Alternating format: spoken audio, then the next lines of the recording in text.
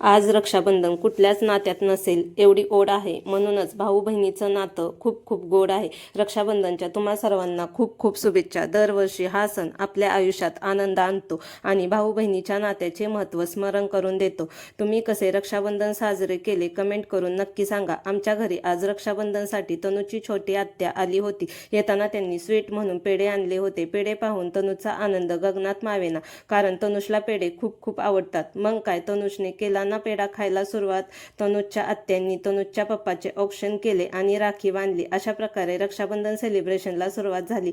त्यांनी तनुजचे पण औक्षण करून राखी बांधली। आत्यांनी त्याला पेढा चारला। आमच्या तनुषला अख्खा पेढा खायचा होता बरं का, म्हणून तो पेढा सोडतच नव्हता। तनुजच्या राखीचे वेगवेगळ्या पोजमध्ये फोटो देखील आम्ही क्लिक केले बरं का। तनुजचे फेवरेट दीदी जॉयल, ती पण नटून थटून तनुषला राखी बांधण्यासाठी आली। तिने तनुषला औक्षण करून राखी बांधली। सोबतच तिने तनुषला गिफ्ट म्हणून कॅडबरी आणलेली। तनुषने पण तिला छोटेसे गिफ्ट दिले। नंतर मी साथला औक्षण करून राखी बांधली। घाई गडबडीत माझ्याकडून त्यांना पेढा भरवायचा विसरला, मग मी पण त्यांना पेढा भरवला बरं का। त्यांना मी ऑपरेशन सिंदूरची राखी बांधली होती की जी त्यांना खूप आवडली। आता एवढे तयार झालो आहोत तर फॅमिली फोटो तर झाले पाहिजेतच ना बरं का।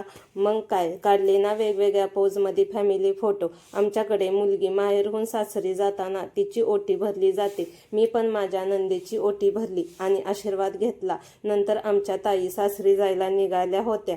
इकडे तनुजच्या पप्पांनी ॲटो बुक केली होती। सर्वजण ॲटोची वाट पाहत होतो। तनुजचे पप्पा त्यांना सोडण्यासाठी स्टेशनला गेले। तनुज खूप चिडला होता। तनुजने त्यांना बाय पण नाही केले। त्याला पण त्यांच्यासोबत जायचे होते, त्याला नेले नाही म्हणून तो इकडे तिकडे सैरावैरा होऊन पळत होता।